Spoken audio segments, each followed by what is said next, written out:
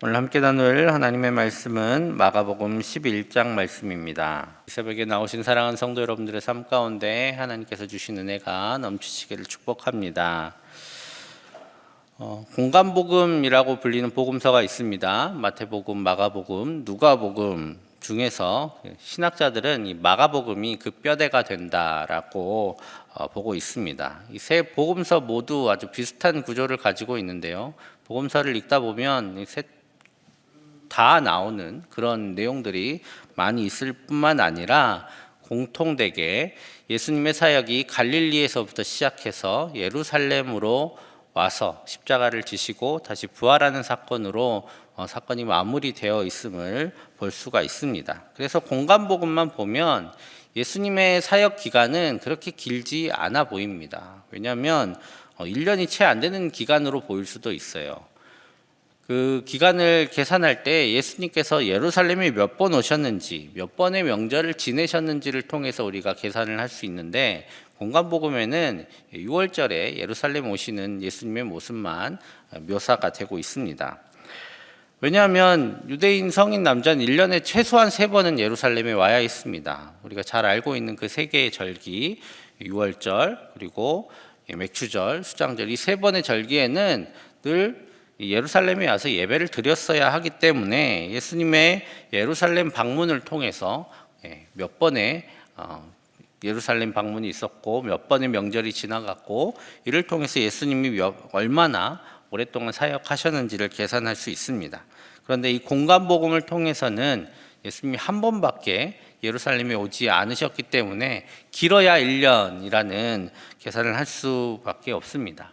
그래서 우리가 예수님의 공생의 사역 기간이 3년 반이다 라고 이야기하는 이유는 이 공간복음에서 찾는 게 아니라 바로 요한복음에서 예수님께서 여러 번 예루살렘 방문을 하셨고 또 몇 개의 명절을 지내시는 것을 통해서 예수님의 공생의 기간을 계산하고 있습니다.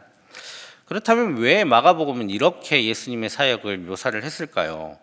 바로 예수님께서 이 메시아로서 하신 그 사역을 집중력 있게 바라보도록 하기 위해서였습니다.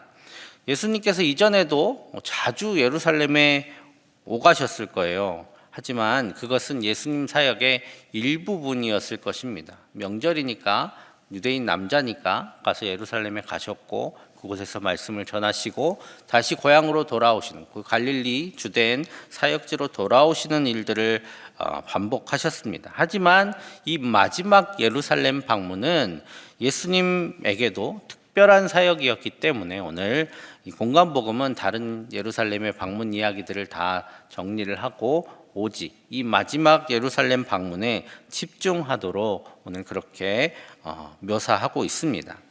오늘 이 마지막 예루살렘 입성을 통해서 이제 예수님께서는 십자가를 지시고 다시 부활하시는 모든 인류를 구원하는 결정적인 구속사의 사건을 이루어 가십니다. 그래서 오늘 11장 말씀에 예루살렘 입성하는 장면은 특별한 것이죠.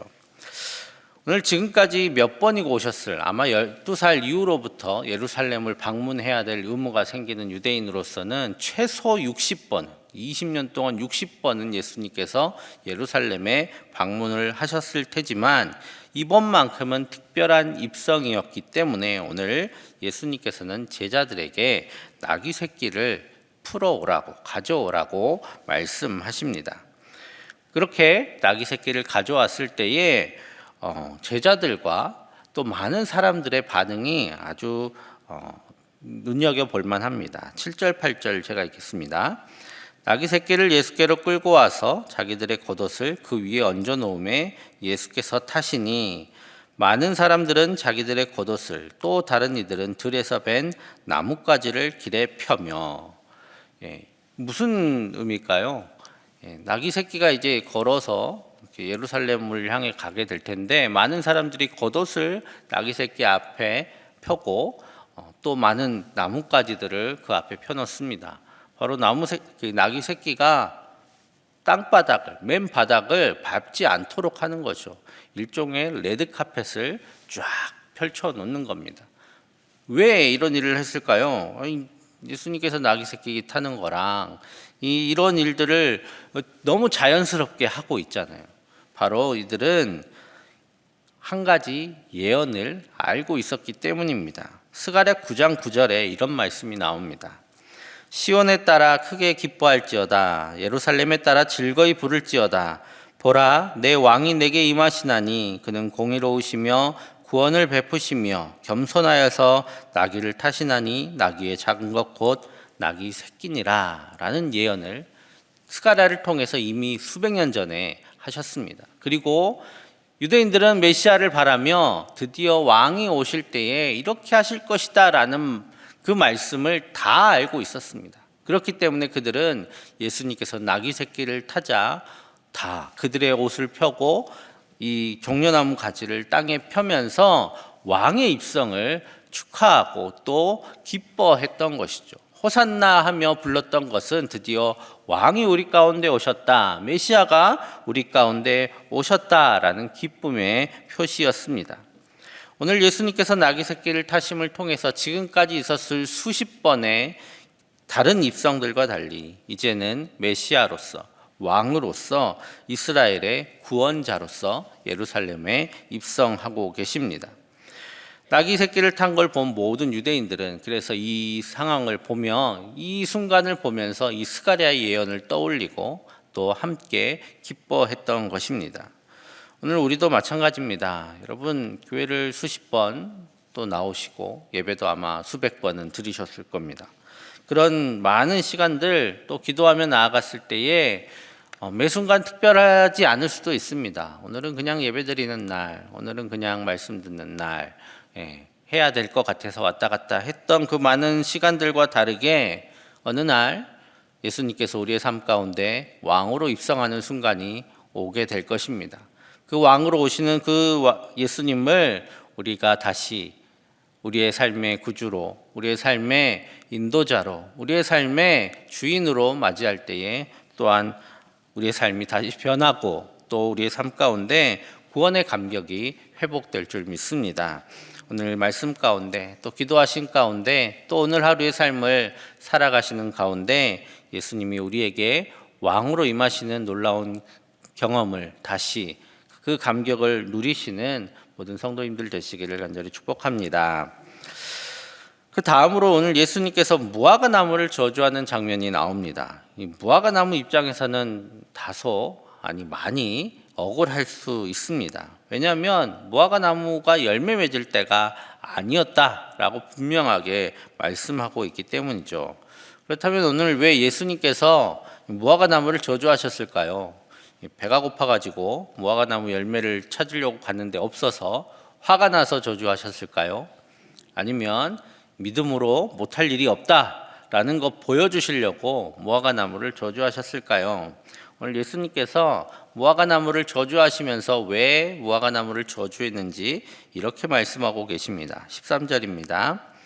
멀리서 잎사귀 있는 한 무화과 나무를 보시고 혹 그 나무에 무엇이 있을까 하여 가셨더니 가서 보신즉 잎사귀 외에 아무것도 없더라. 이는 무화과의 때가 아님이라 라고 말씀하십니다. 첫 번째로 일단 확실히 무화과 나무의 잘못은 아니죠. 무화과 나무는 아직 때가 안 돼서 열매를 안 맺었을 뿐이지 자기가 이렇게 맺어야 될 때 열매를 맺지 않아서 혼이 나고 있는 것은 아닙니다. 오늘 무화과 나무는 예수님의 예언과 선포의 상징이 되고 있습니다. 잎사귀가 무성한 하지만 열매 없는 이 무화과 나무는 이후에 가시게 될 그 성전에서의 예수님의 사역과 잇닿아 있습니다. 그 성전의 모습들 그리고 그 성전에서 예배하고 있는 유대교의 모습들을 이렇게 이 무화과 나무를 빗대어서 말씀하고 계시는 거죠. 잎사귀는 무성하지만 하나님의 말씀의 열매, 하나님께서 기뻐하시는 열매는 맺지 못하는 도리어 그 땅의 정기만을 그 백성의 삶만을 빨아들이고 있는 그래서 자기들의 잎사귀만 뽐내고 있는 그 모습을 보며 오늘 예수님께서 저주하고 계시는 것입니다. 14절에 이렇게 저주하십니다. 예수께서 나무에게 말씀하여 이르시되 이제부터 영원토록 사람이 내게서 열매를 따먹지 못하리라 하시니 제자들이 이를 듣더라.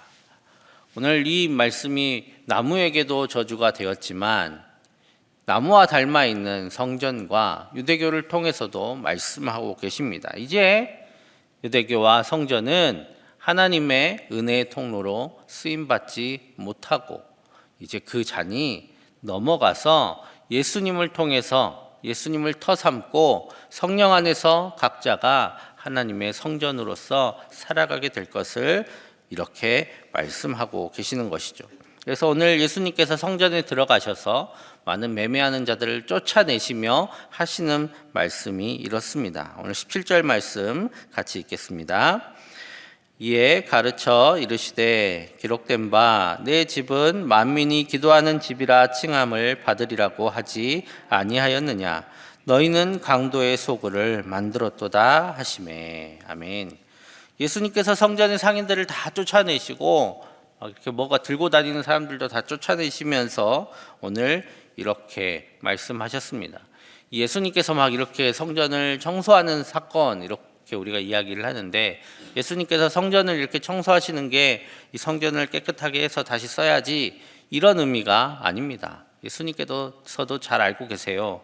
이거는 뭐 그냥 한번 지나가는 일이지 또 예수님 가고 나면 상 다시 올려놓고 다시 정리해서 장사할 것을 예수님도 잘 알고 계셨습니다. 오늘 예수님이 하시는 말씀의 핵심은 이겁니다. 성전이 강도의 소굴이 되었다. 무서운 말씀이죠. 이 말씀이 바로 성전은 더 이상 하나님 앞에 예배하고 하나님의 말씀을 전하고 또 모든 성도들에게 생명을 주는 역할을 감당하지 못하게 될 것이다 라는 예수님의 선언이기도 합니다. 오늘 그래서 결국 이 이후에 무화과 나무가 말라버림을 제자들이 보았다라고 말씀하고 계시죠. 마찬가지로 이 성전도 이 무화과 나무가 마른 것처럼 말라버릴 것이다, 무너져 내리고 벌품없게 될 것이다 라고 예언하고 계신 것입니다. 오늘 우리 가운데 예수님께서는 좀 무서운 말씀도 같이 하고 계십니다. 여러분, 예수님께서 왕으로 우리 가운데 오실 때가 있을 것을 믿으십니까? 예수님께서 반드시 우리 가운데 왕으로 오실 겁니다. 그때는 사랑 넘치는 눈으로 이 땅에 오시는 것이 아니라 열매 무성한 무화과 나무에서 열매를 찾는 예수님의 모습으로 우리 가운데 다시 오실 것입니다.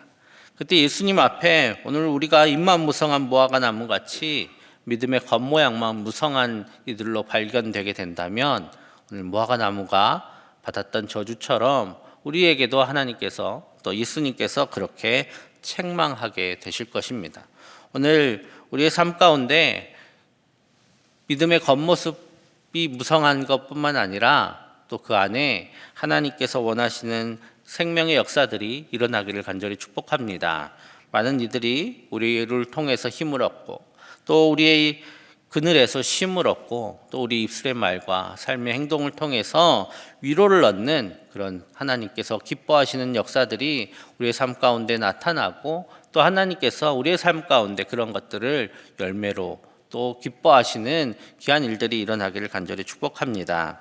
그러기 위해서 오늘 예수님을 우리의 심령의 왕으로 모셔야 할 것입니다. 그 예수님의 다스림을 받아야 할 것이고 그래서 예수님을 닮아감을 통해서 열매 맺는 삶이 우리 가운데 있어야 하겠습니다. 오늘 말씀 안에서 또 기도 안에서 예수님을 우리의 왕으로 인정하고 그분의 뜻대로 살기로 결단하는 우리 모두 되기를 간절히 축복합니다. 함께 기도하겠습니다. 예수님을 우리의 왕으로 모셔서 주님의 뜻대로 살아 풍성한 열매 맺는 우리가 되게 하여 주옵소서. 내일 주일 예배 가운데 은혜를 충만히 허락하여 주시고 모든 봉사하는 봉사자들 가운데 힘을 허락하여 주옵소서. 취업과 시험을 준비하는 자녀들에게 지혜와 건강을 허락하여 주시고 마지막까지 평안을 지켜 주옵소서.